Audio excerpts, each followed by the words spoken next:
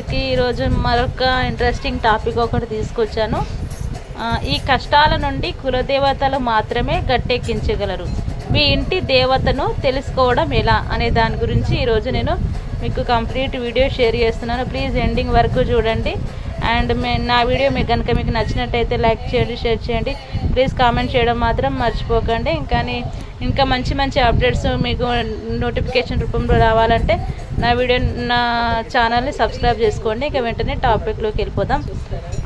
కుండలో రంధ్రం ఉంటే అందులో నీరు నిలవనట్లు కులదేవతను పూజించని వ్యక్తికి ఎటువంటి శుభం చేకూరదు అని పెద్దలు పండితులు చెప్తుంటారు. మన హిందూ ధర్మంలో కులదేవత ఆరాధనకు ఎంతో ప్రాముఖ్యత ఉంది.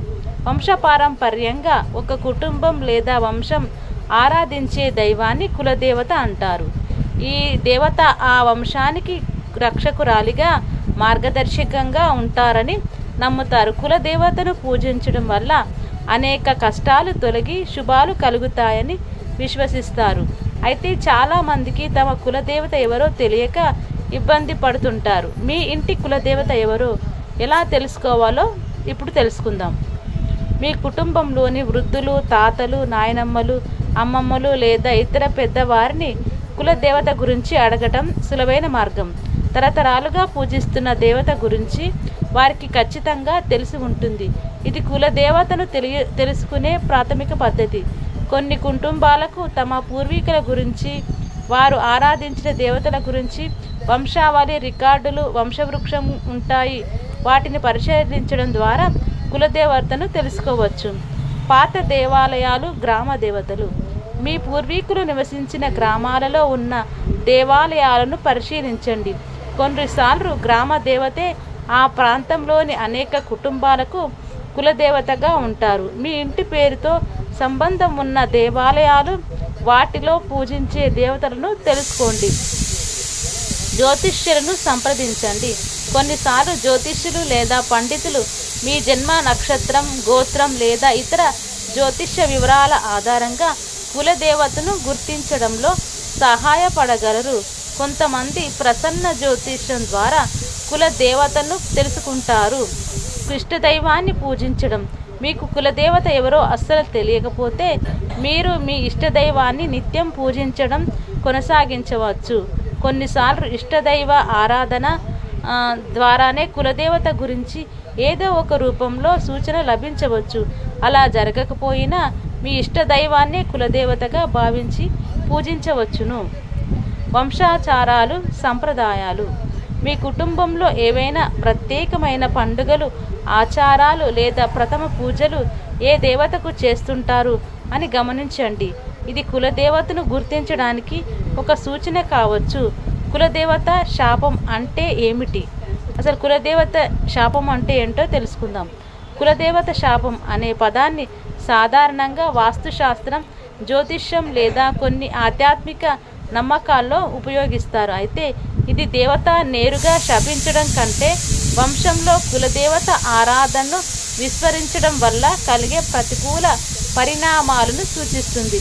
వంశపారంపర్యంగా పూజించబడుతూ వచ్చిన కులదేవతను నిర్లక్ష్యం చేయడం, వారి పూజలు, ఆచారాలు సక్రమంగా చేయకపోవడం లేదా పూర్తిగా మర్చిపోవడం వల్ల ఆ వంశానికి అనుకూలమైన దైవిక శక్తి మద్దతు కోల్పోవడం. ఇది ఒక శాపంలా కాకుండా రక్షణ కవచం లేకపోవడం వల్ల జరిగే ఇబ్బందులుగా భావించాలి. కులదేవత శాపం వల్ల ఎలాంటి పరిణామాలు ఏర్పడతాయి? కులదేవతను నిర్లక్ష్యం చేయడం వల్ల లేదా కులదేవత శాపం వల్ల కింది ప్రతికూల పరిణామాలు కలగవచ్చని నమ్ముతారు. ఆర్థిక సమస్యలు.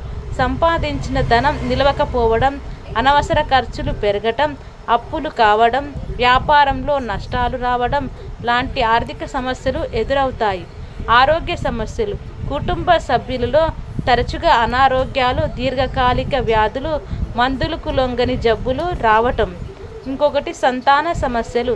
సంతానం కలగకపోవడం, ఆలస్యంగా కలవటం, సంతానం ఆరోగ్యంగా లేకపోవడం లేదా సంతానం వల్ల సమస్యలు రావడం. కుటుంబ కలహాలు. కుటుంబ సభ్యుల మధ్య సామరస్యం లోపించి తరచుగా గొడవలు, విభేదాలు, అపార్థాలు తలెత్తడం.